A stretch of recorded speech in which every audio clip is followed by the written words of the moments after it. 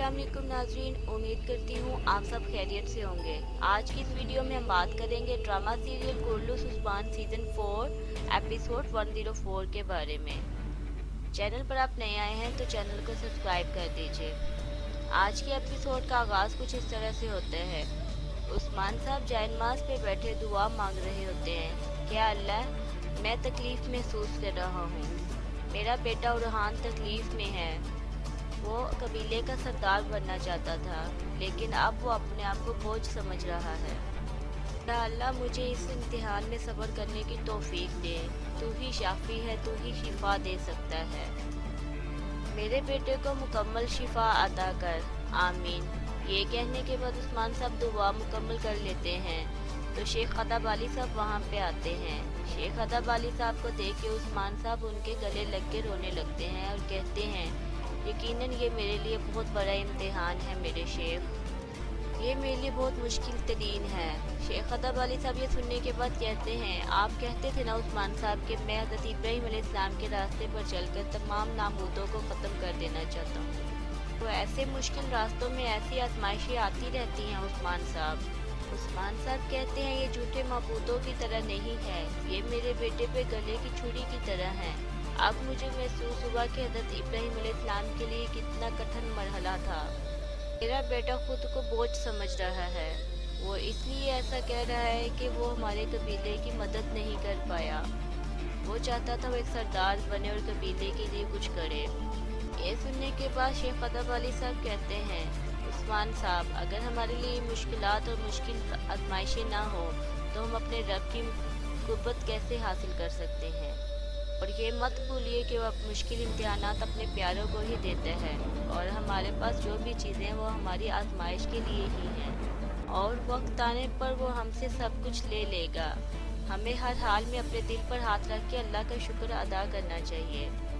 इसके बाद उस्मान साहब कहते हैं, अल्हम्दुलिल्लाह अल्हम्दुलिल्लाह। फिर शेख अदब अली साहब उन्हें मज़ीद इस्लामी बातें बताने लगते हैं। उधर दूसरी जानिब किले में ओलोफ अपने सिपाहियों से कहता है, तुम अपना सारा गुस्सा इस कारवां पे निकालोगे। उस कारवां में आने वाले कोई भी जिंदा नहीं बचेगा। हमारे दरमियान मौजूद गद्दार ने तमाम हथियार तबाह कर दिए, लेकिन हमारी तलवारें, हमारी कुल्हाड़ियाँ अभी भी इंतकाम के लिए हैं। ओलोफ की बात सुनने के बाद दान और उसके सिपाही ओलोफ के हक में नारे लगाने लग जाते हैं। हम अपनी तलवारों और कुल्हाड़ियों से मुसलमानों का खून बहाएंगे। यीशु मसीह हमारे साथ है। ये सुनने के बाद तमाम सिपाही यीशु मसीह का नारा लगाने लगते हैं। ओलोफ वहाँ से जाने लगता है। तभी हम देखते हैं जे कुताई भी वहाँ पर भेस बदल कर मौजूद था। दूसरी तरफ बाला खातून कहती हैं कि जे कुताई और आर्गन खातून नैनागोल किले में मौजूद हैं। हम उनकी मदद से फरीक को बाहर निकाल सकते हैं। अलहुन खातून कहती है, यही एक रास्ता है, चलो उनकी तरफ एक एलची भेजते हैं। तो इसी दौरान बेंगी खातून अंदर दाखिल होती हैं। बेंगी खातून कहती है, मैं आपकी मदद करना चाहती हूँ। मैंने फरीक को खबर पहुँचा दी है कि मान मारा जंग में वालदा सुल्ताना उससे मिलना चाहती है। ये सुन के आयशा खातून कहती है, जीती रहिए बेंगी खातून। अलहुन खातून कहती है, आप हमारी ये मदद क्यों कर रही हैं। बेंगी खातून कहती है, अब हम रिश्तेदार हैं और ये एक बच्चे की जान की बात है।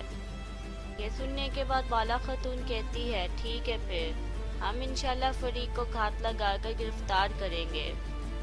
उधर दूसरी जानिब एलची खत लेकर फरीक के पास पहुंचता है। फरीक खत लेकर पढ़ती है और मुस्कुराकर कहती है, अब तुम क्या चाहती हो बेंगी खातून। खत पढ़ने के बाद वो सिपाही से कहती है, मेरा घोड़ा निकालो, हम मान मारा जंग जाएंगे।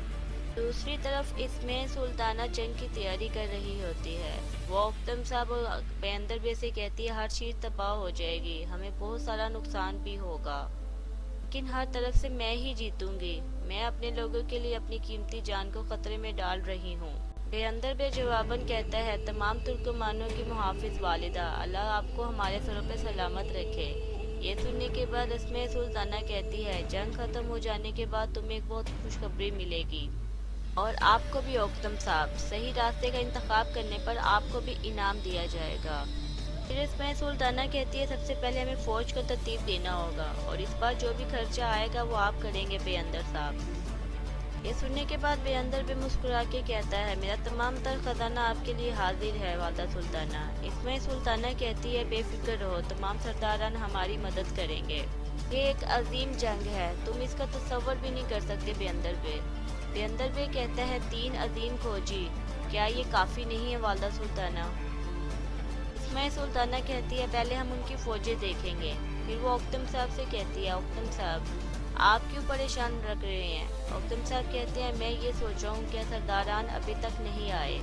ये बातचीत जारी होती, जलाली आकर कहता है कि वालदा सुल्ताना, कराची भी और उसकी फौज आ रही है। वालदा सुल्ताना कहती है, मैं उस्मान नहीं, कोई भी मेरे खिलाफ नहीं जा सकता। औकतम साहब आप देख लेना, तमाम सरदारान यहाँ पर आ जाएंगे।